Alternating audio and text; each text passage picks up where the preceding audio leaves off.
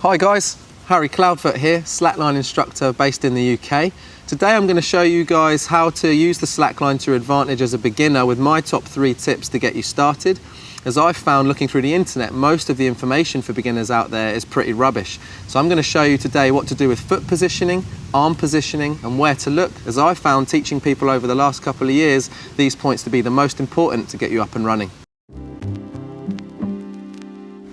So if I start with my foot straight here, you can see my hips are square.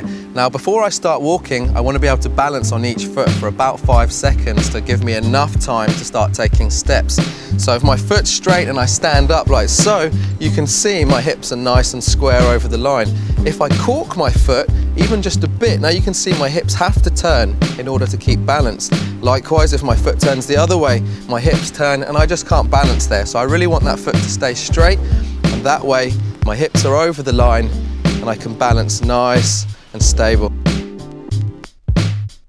So my second tip is keeping your elbows above your shoulders, using your arms to balance. All too often when I teach beginners, I see this.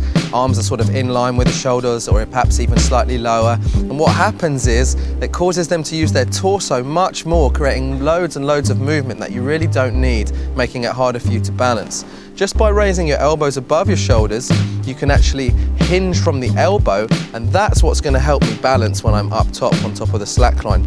If you've seen tightrope walkers before in the circus, they use a pole and that keeps them balanced. They're using the law of the lever to keep them there. On the slackline we can't do that because the line moves too fast. So we have to use our arms, keep your arms nice and high. Almost the higher they are, the less movement you're going to need to keep you balanced on the slackline. Okay guys, my third tip is what to do and where to look what you're doing with your head. When I teach beginners, I often see that everyone wants to look at their feet, look what's going on. That's fine, that's instinct, but what happens is when you do that, 2 things. First, your neck comes out of alignment, meaning your posture changes, and when your posture changes, your balance changes, making it more difficult. The second thing is slacklining is really, as I like to describe it, looking through the soles of your feet. Looking through the soles of your feet means not looking at your feet. So what we want to do is we actually want to look straight ahead and be able to build up the sensitivity in our feet to know where they are without looking at them. So when you're on the line and you're balancing, pick a point either straight ahead at about eye level, or look at where the slackline meets your tree or the anchor point that you're using. And then that way, that's going to be a fixed point, and it's going to allow you to concentrate more on the feel of what's going on through your feet and the rest of your body, rather than relying on your eyes to see what's coming in and causing too much confusion. So when I'm balancing, I want to have nice posture looking straight ahead. I don't want to be looking at the floor. If you find that you don't want to look straight ahead, you can look at a point maybe 4 or 5 feet in front of you, but make sure that your chin is nicely tucked and that your posture is still nice and straight, not like this, looking straight down.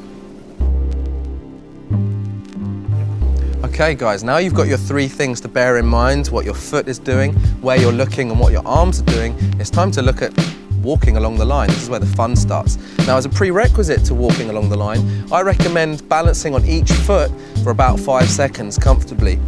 That's going to allow you enough time to be able to coordinate taking steps safely along the line and in control, which will allow you to walk up and down. So really want to be balancing on each foot, 5 seconds, looking straight ahead, arms nice and high and feet nice and straight.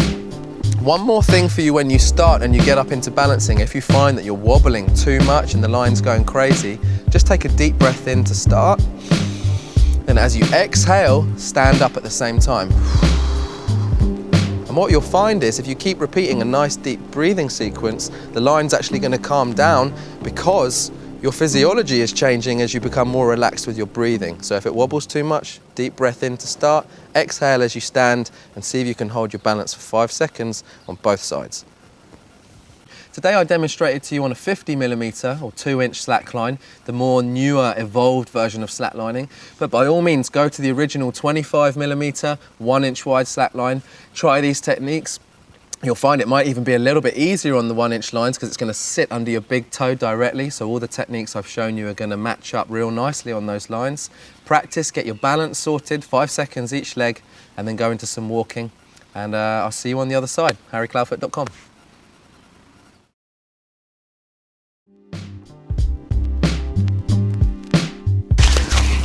Always clean up your area in your local park before you set up your slackline. Remove such delights as torn off pants, wet wipes. Oh, you like to use a stick? Oh man, the delights. Oh yes. Just move it out of the crime scene. Nothing to do with me, I might add. Dispose. Excellent. All right, now we're clear. We're good. We're good.